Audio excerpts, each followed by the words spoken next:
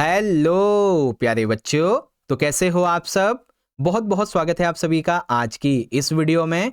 और आज की ये वीडियो क्लास 9th का आपका सोशल साइंस यानी कि सामाजिक विज्ञान का जो सब्जेक्ट है बच्चों, इसी के एनुअल यानी कि फाइनल एग्जाम के लिए बहुत ज़्यादा इंपॉर्टेंट होने वाली है। जी हाँ बच्चों, क्योंकि जैसा कि आप सभी को पता है कि कल यानी कि जो बच्चे मॉर्निंग शिफ्ट के हैं इनका कल 19 फरवरी को, जो बच्चे इवनिंग शिफ्ट के इनका परसों यानी कि अगले ही दिन 20 फरवरी को एसएसटी का आपका जो फाइनल एग्जाम है, एनुअल एग्जाम वार्षिक पेपर, ये होने वाला है।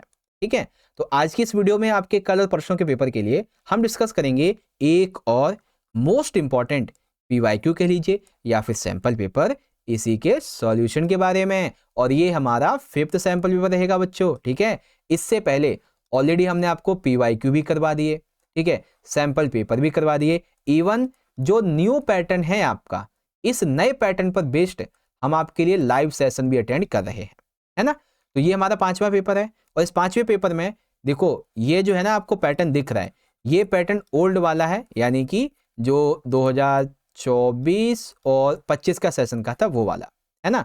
तो यहाँ पे हम इसका रिवीजन करेंगे। ठीक है, इस सेशन के अंदर हम इसका अच्छे से रिवीजन कर लेंगे। और जो हम आपके लिए लाइव सेशन अटेंड करेंगे ना, नए लाइव सेशन, उनके अंदर ये आपका जो नया पैटर्न आप देख रहे हैं, इस पर बेस्ड हम पेपर का डिस्कशन कर रहे हैं, है ना। तो इस तरीके से पता है क्या होगा, एक तो जो नया पैटर्न है इसकी तैयारी हो जाएगी, और जो वीडियोस आपको मैं ओल्ड वाले प्रोवाइड करवा रहा हूँ उससे क्या होगा कि आपकी ना जो प्रिपरेशन है, आपकी जो प्रैक्टिस है, आपका जो सिलेबस का रिवीजन है, आपके जो इंपॉर्टेंट क्वेश्चन हैं, ये भी आपको पता चल जाएंगे। ठीक है, तो चलो बच्चों शुरुआत करते हैं पेपर नंबर 5 के पार्ट 1 की वीडियो को। बच्चों तैयार हुआ पार्ट 1 को समझने के लिए? जल्दी बोलो, रेडी हो? तो चलो फिर शुरुआत करते हैं आज के पेपर 5 के पार्ट 1 की वीडियो को। ओके, तो फाइनली प्यारे बच्चों यहाँ पे आप देख सकते हैं आज की इस वीडियो का जो हमारा सबसे पहला खंड है, खंड का बहुविकल्पीय प्रश्न का, वो यहाँ से स्टार्ट हो जाता है। ठीक है, तो आप सभी से रिक्वेस्ट है कि आप सभी बच्चे जो भी 20 एमसीक्यू अभी हम समझेंगे, आप सभी बच्चे भी उन एमसीक्यू क्वेश्चन का आंसर मेरे आंसर देने से पहले जरूर करें। ठीक है, जिससे आपको पता चल जाएगा कि आपने एग्जाम के लिए कितनी तैयारी कर रखी है।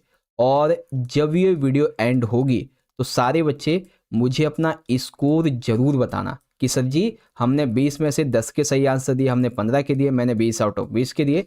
ईमानदारी से बताना ताकि मुझे भी पता चल सके कि कितने बच्चे हैं जो अच्छे से पढ़ाई कर रहे हैं अभी तक। ठीक है, चलो शुरू करेंगे। तो यहाँ पे देखिए पहला क्वेश्चन क्या है हमारा कि निम्नलिखित दी गई जानकारी को ध्यानपूर्वक पढ़िए और उसके हिसाब से जो भी आपको एक करेक्ट ऑप्शन लगता है उसे आपको चूज करना है। जैसे कि ये वो जगह है बच्चों जहां संदेह के आधार पे लोगों को रखा जाता था, यानी कि ये जुर्म कर सकता है या फिर कुछ भी गलत करने का अगर सरकार को लगता है कि इस पे ना ये कुछ कर सकता है, संदेह है, शक हुआ, तो उसे यहाँ पे रखा जाता था। ठीक है, यहाँ पे जो निर्दोष लोग हैं उन तक को भी बंदी बना के रखा जाता था। ठीक है, जेलों में रखा गया था दरअसल इन सभी को। उसके बाद कैदियों से परिवार के लोगों को मिलने की इजाजत नहीं थी। जिन्हें भी जेल में रखा जाता था यहाँ पर, उन्हें अपने परिवार से मिलने की इजाजत तक नहीं थी। तो ऐसा लोगों के साथ में किस कंट्री में हुआ था? सऊदी अरेबिया में, कोसोवा में, गुआंतानामो बे में, या फिर पाकिस्तान में। ठीक है, तो फटाफट से सोचो बच्चों ये किस कंट्री की बात हो रही है? ये गुआंतानामो बे की बात हो रही है। ठीक है, ऑप्शन आपका देखेंगे यहाँ पे तो सी वाला करेक्ट है। ओ भाई साहब, दो नहीं केवल सी। अब इसी तरीके से इंग्लिश में देख लेंगे बच्चों कि यहाँ पे दिया गया है people were keeped here on the basis of suspicion, family members are not allowed to meet the prisoners and innocent people were not released. ठीक है, तो यहाँ पे कौन सा था बच्चों? Guantanamo Bay. अब है क्वेश्चन नंबर 2। इसमें दरअसल हमें एक डेट दी गई है 14 जुलाई 1789। ठीक है, तो 14 जुलाई 1789 को आखिर इतिहास में क्या घटना घटित हुई थी? ठीक है, तो इतिहास में कौन सी घटना घटित हुई थी बच्चों? बेस्टिल पर हमला किया गया था और उसको नष्ट कर दिया गया था। ठीक है, जो बेस्टिल है ये इस पे अटैक हुआ और इसको डिस्ट्रॉय कर दिया गया था। ठीक है, तो ए वाली घटना 14 जुलाई 1789 को हुई थी बच्चों। ठीक है, ओहो ये तो एकदम बढ़िया क्वेश्चन आ गया भाई आपके लिए, है ना, क्योंकि यहाँ पे आपको देखो, यहाँ पे आपको मैप भी पता चल जाएगा और MCQ भी पता चल जाएगा, है ना। चलिए क्वेश्चन थर्ड क्या है, झीलों के बारे में निम्नलिखित का सही मिलान कीजिए। तो एक तरफ है राज्य का नाम, एक तरफ है झील का नाम। तो बच्चों आप सभी को पता है, जहां तक मुझे लगता है आपको पता होगा, कि जम्मू कश्मीर में कौन सी झील है, जम्मू कश्मीर में कौन सी झील है बच्चों, डल झील। जी हाँ बिल्कुल सही गैस किया, डल झील है। आंध्र प्रदेश में कौन सी है बच्चों, आंध्र प्रदेश में फटाफट से सोचें, यहाँ पे है कोल्लुरु, ठीक है। और राजस्थान में आप सभी को पता है सांबर झील है। और सबसे आखिर में उड़ीसा, तो उड़ीसा में है बच्चों चिल्का झील। यानी कि पहले का बी, दूसरे का सी, तीसरे का डी और चौथे का ए। तो इस तरीके से आपका इसका बी वाला राइट है, ठीक है। आ गया समझ बच्चों कौन सा कहाँ पे है। अब इसी तरीके से इंग्लिश में देख लेंगे, तो पहले का बी है, दूसरे का सी है, तीसरे का डी है, चौथे का ए है। तो ऑप्शन बी हो गया, ठीक है। चलो अब है हमारा क्वेश्चन फोर्थ। इसमें हमें ये देखना है कि ये जो परिभाषा है वो किससे संबंधित है, और ये 2 नंबर का आपका क्वेश्चन भी है, ठीक है। ध्यान से देखिएगा। हाल के कुछ अध्ययनों ने ये दर्शाया कि 1990 के दशक के दौरान किसी एक वर्ग के परिवारों को छोड़कर अन्य समूह के परिवारों में निर्धनता में कमी आई। सही विकल्प का आप चयन कर उस परिवार वर्ग की पहचान करें। सिंपल सा क्या करना है बच्चों, देखो एक केस स्टडी सामने निकल के आई। कैसी केस स्टडी, इसमें 1990 के दशक के दौरान ये देखा गया कि एक वर्ग के परिवार जो है, ठीक है, मतलब समाज में कई सारे वर्ग के परिवार हैं, तो उसमें से केवल एक ही ऐसा वर्ग था जिसके परिवार को छोड़कर अन्य समूहों के परिवार की निर्धनता, यानी कि निर्धनता जो थी उसमें कमी आई, ठीक है। यानी कि समाज में मान लीजिए टोटल जो है ये एक तरीके से 8 वर्ग के लोग रहते हैं। तो 1990 के दशक में ये देखा गया कि ये जितने भी 7 वर्ग के लोग हैं ये तो अमीर हुए भाई, ठीक है, इनकी जो निर्धनता थी उसमें क्या नाम है वो कमी आई और ये थोड़े अमीर बन गए। लेकिन जो ये एक वर्ग था ये थोड़ा गरीब रह गया। गरीब क्या रह गया, ये अमीर हुआ ही नहीं कभी। तो ये कौन सा वर्ग है, अनुसूचित जनजाति, पिछड़ा वर्ग, अल्पसंख्यक, ये अनुसूचित जाति है, ठीक है। इसकी बात हुई यहाँ पे अनुसूचित जाति की, जिसे हम शेड्यूल्ड कास्ट बोलते हैं, ठीक है। तो आप इस तरीके से यहाँ पे पढ़ सकते हैं इजीली, ये लिखा हुआ है। क्या है बच्चों, some recent studies have found that poverty has declined among all groups of families expect one during the 1990s। Identify the family category by choosing the correct option. तो ऑप्शन डी। अब है क्वेश्चन नंबर 5। इसमें पूछा गया बच्चों, अभिकथन कहता है buffer stock Bharat के खाद्य निगम के माध्यम से सरकार के द्वारा खरीदे गए अनाज का स्टॉक है। तो ये हमें एक जो डेफिनेशन है वो दी जा रही है कि बफर स्टॉक क्या है बच्चों, बफर स्टॉक जो है ये भारत के जो खाद्य निगम है इसके माध्यम से सरकार के द्वारा जो भी खरीदा गया अनाज होता है उसको बफर स्टॉक कहते हैं। कारण क्या होता है, बेहतर स्टॉक में संग्रहित अनाज समाज के गरीब तबके के बीच और किसी भी प्राकृतिक आपदा के समय वितरण के लिए उपयोग किया जाता है। तो एक तरफ बताया गया है बफर स्टॉक होता क्या है, ठीक है। अब रीजन में बताया गया कि आखिर इसकी स्थापना क्यों की गई है, क्यों की गई है, ताकि जब कभी देश में आपदा आए या फिर गरीबों के पास अनाज ना हो तो ऐसे में उसका वितरण करने के लिए, ठीक है। तो ए भी सही है, आर भी सही है और आर ए की सही व्याख्या करता है, ठीक है। सेम इसी को इंग्लिश मीडियम में यहाँ पे देख लेंगे बच्चों कि in the question given below the answer question statement. Assertion क्या कहता है, buffer stock is the stock of food grains purchased by the government through food corporation of India. Reason क्या है, the grains stored in better stock are used for distribution among the poor sections and the society at the time of any natural calamity. तो option A correct है, ठीक है। अब है बच्चों question number 6। इसमें क्या करना है, हमें ये देखना है कि जो निम्नलिखित प्रमुख चुनावी नारे थे इसमें कौन सा कथन सही है, ठीक है। तो जो हमारे प्रमुख चुनाव के नारे थे इसके बारे में देखना है। तो बच्चों अब यहाँ पे आप ये समझ लो कि आपके 4 MCQ एक साथ समझ में आ जाएंगे। 4 नहीं, मान के चलो कि टोटल 8 मान लो आप, कम से कम 8 MCQ, ठीक है। ध्यान से देखना। देखो बच्चों पेपर में पूछा जा सकता है गरीबी हटाओ का नारा किसने दिया था और किस पार्टी ने। तो गरीबी हटाओ का नारा इंदिरा गांधी जी के द्वारा दिया गया था जो कि कांग्रेस पार्टी से संबंधित हैं। फिर दूसरा नारा है लोकतंत्र बचाओ। ये नारा किसने दिया था बच्चों? जयप्रकाश नारायण ने। इनका संबंध था जनता पार्टी से। जमीन जोतने वाले को, ये किसने दिया? वामपंथी दल ने दिया था। स्वाभिमानी, ये एनटी रामाराव जो कि तेलुगु देशम पार्टी से संबंधित थे, इन्होंने ये नारे दिए थे। एक आधे और हैं बच्चों, मेनली यही चार हैं। तो गरीबी हटाओ किसने दिया? लोकतंत्र बचाओ किसने दिया? जमीन जोतने वालों और स्वाभिमान किसने दिया? समझ गए? अब इसका कहने का क्या मतलब है? मतलब है कि पहला भी सही है, दूसरा भी, तीसरा भी और चौथा भी सही है। ठीक है, सेम इसी को इंग्लिश मीडियम में देख लेंगे। गरीबी हटाओ जो है इंदिरा गांधी कांग्रेस पार्टी के द्वारा दिया गया। सेव डेमोक्रेसी जयप्रकाश नारायण जनता पार्टी से दिया गया। ठीक है, लैंड टू दी ट्रिलर, ये लेफ्ट पार्टी ने दिया। Self respect NT Rama Rao Telugu Desam party. तो ऑप्शन ए सही है। ठीक है, चलिए अब है क्वेश्चन नंबर 7। बहुत अच्छा प्रश्न है बच्चों। इसमें दो चीजें हैं। किस देश में वर्ष 1930 के बाद से लेके 2000 तक हर चुनाव में PRI, ठीक है, आपसे पूछा जा सकता है MCQ में कि PRI की फुल फॉर्म क्या है? तो क्या बच्चों? Institutional revolutionary party. ठीक है, इंस्टीट्यूशनल रिवॉल्यूशनरी पार्टी। तो ये बेसिकली किससे संबंधित थी बच्चों? ठीक है, ये पार्टी किससे संबंधित है? चीन से, मैक्सिको, सऊदी अरेबिया या फिर पाकिस्तान से? फटाफट से बताएंगे बच्चों। तो ये है मैक्सिको से संबंधित। किससे? मैक्सिको से। अच्छा, मेरा आपसे क्वेश्चन है, ठीक है, मेरा आपसे क्वेश्चन है। इस क्वेश्चन का आंसर जिस बच्चे को पता है वो कमेंट करना। ठीक है, मेरा क्वेश्चन ये है कि चाइना की आपको उस पार्टी का नाम बताना है, चाइना की उस पार्टी का नाम बताना है जिसने लगभग 70 साल तक चाइना पे शासन किया और आज भी शासन करती है। ठीक है, लगभग 70 सालों तक इसने शासन किया है और आज भी है। तो उस पार्टी का क्या नाम है? ठीक है, उस पार्टी का नाम सारे बच्चे कमेंट बॉक्स में मुझे फटाफट से बताइए, ताकि मुझे भी पता चल जाए कि हाँ आपको कितनी इंफॉर्मेशन है आपके सिलेबस के बारे में।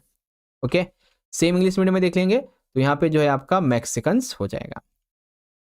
ओके, तो चलिए अब हम लोग अगला क्वेश्चन देखते हैं। तो यहाँ पे देखो बच्चों, वैसे तो पेपर में आपको अथवा नहीं मिलेगा MCQ में, लेकिन मैंने 3 क्वेश्चन में अथवा ले रखा है ताकि आपको 3 एक्स्ट्रा क्वेश्चन MCQ के समझा सकूं। ठीक है, तो क्वेश्चन हमारा क्या कहता है इसका अथवा वाला?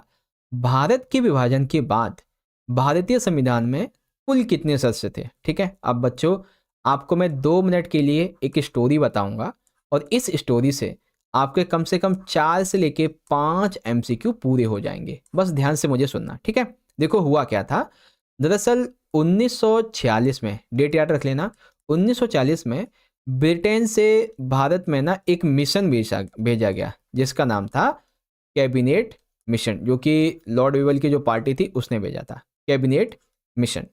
अब जब ये कैबिनेट मिशन भारत आया तो इसने क्या बनाई? इसने हमारी इंडियन कॉन्स्टिट्यूशन जो सभा थी वो बनाई, भारतीय संविधान सभा। अब जब इसने संविधान सभा बनाई तो इसने ये प्रस्ताव पारित किया कि टोटल जो इसके स्टार्टिंग मेंबर्स हैं, यानी कि कुल मेंबर जो हैं इसके, वो रहेंगे 389। ठीक है, तो 389 क्या है बच्चों? ये हमारी भारतीय संविधान सभा के कुल सदस्य हैं। ठीक है, अब भाई 1947 में क्या होता है? भारत और पाकिस्तान का विभाजन हो जाता है, इंडिया और पाकिस्तान का डिवीजन। अब डिवीजन के बाद में पाकिस्तान के थे भाई 90 सदस्य। ठीक है, पाकिस्तान के 90 सदस्य थे, तो ये तो पाकिस्तान में मिल गए। तो अब बचे कुल मिला के 299। तो इंडिया पाकिस्तान के विभाजन के बाद में कुल कितने सदस्य बचे थे? 299। ये है आपका असली आंसर। ठीक है, 299। अब जब भारत पे साइन करने की बात आई, ठीक है, भारतीय संविधान के संविधान पे हस्ताक्षर करने की बात आई, तब कुल सदस्य थे बच्चों 284। कितने थे?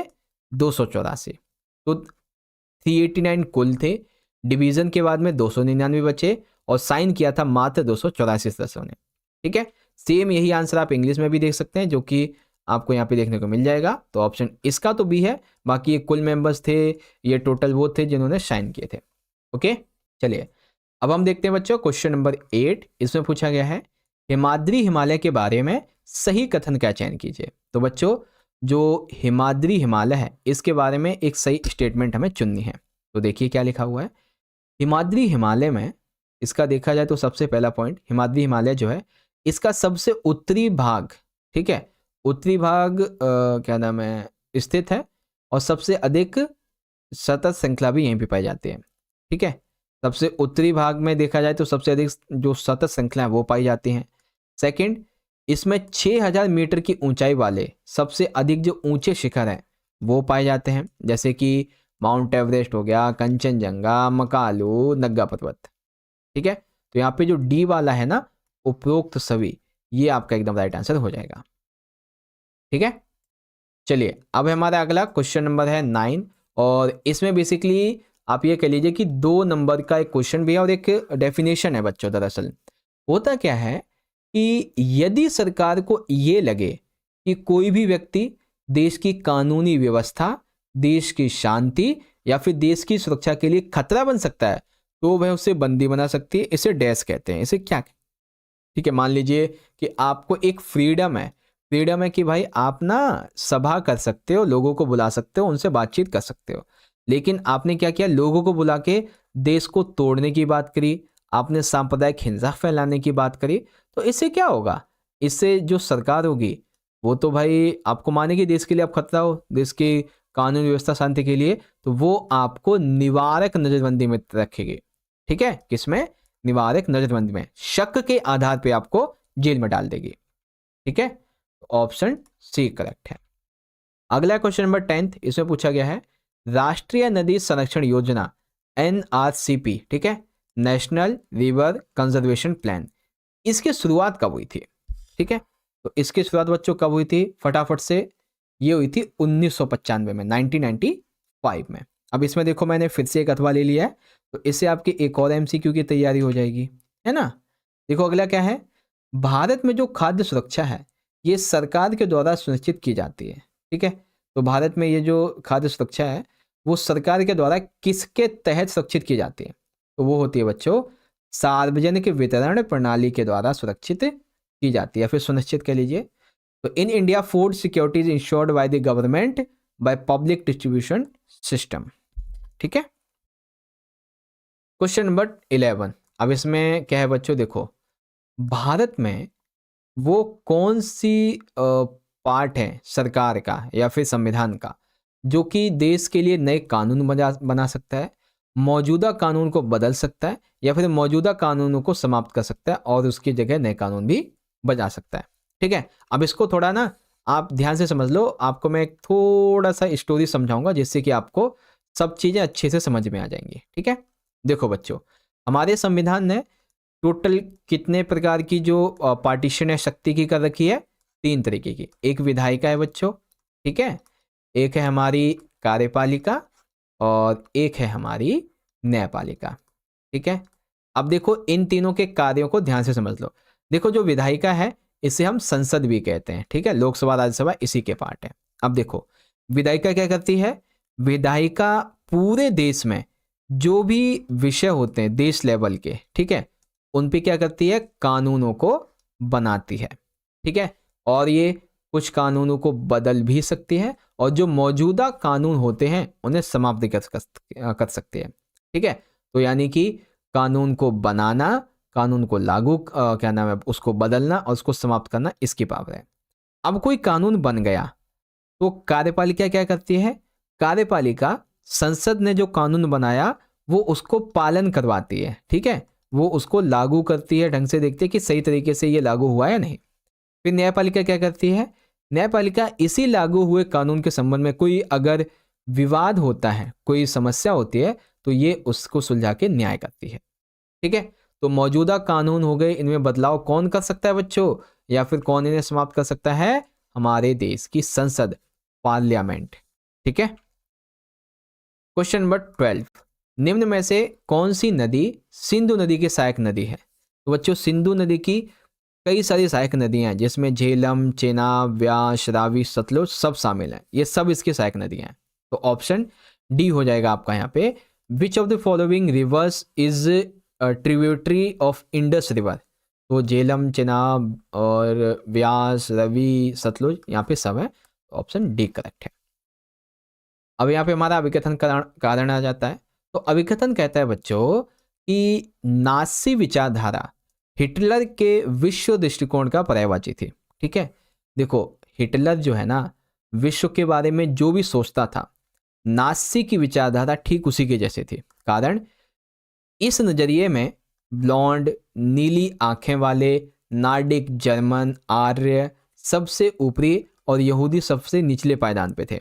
जैसे हिटलर सोचता था ना, ठीक वैसे ही ये जो नाज़ी विचारधारा के लोग थे वो भी कहते थे, जो ब्लॉन्ड हो गए, नीली आंखों वाले हो गए, नॉर्डिक जर्मन हो गए, ये आर्य हो गए, ये सबसे ऊपरी उसमें रहेंगे श्रेणी में, और जो यहूदी हैं वो सबसे निचले पायदान पे रहेंगे। तो बातें दोनों सही हैं, ठीक है, दोनों सही भी हैं और दोनों इसकी व्याख्या भी यहाँ पे की जा रही है। सेम इसको इंग्लिश मीडियम में देख लेंगे बच्चों। तो असर्शन भी ठीक है, रीजन भी ठीक है, करेक्ट एक्सप्लेनेशन भी है, तो ए वाला करेक्ट है। चलिए अगला देखते हैं। क्वेश्चन नंबर 14 पूछा गया बच्चों हमसे कि प्रथम विश्व युद्ध का अंत किस देश की हार के साथ हुआ। बच्चों ये भी पूछा जा सकता है, प्रथम विश्व युद्ध की शुरुआत किस ईयर से हुई, 1914 से। प्रथम विश्व युद्ध एंड कब हुआ, खत्म कब हुआ, 1914 में। ठीक है, अब किस देश की हार हुई थी जिसकी वजह से ये खत्म हो गया युद्ध, तो वो था बच्चों जर्मनी कंट्री। जर्मनी की वजह से ये जो देश है फर्स्ट वर्ल्ड वॉर वो खत्म हो गया था।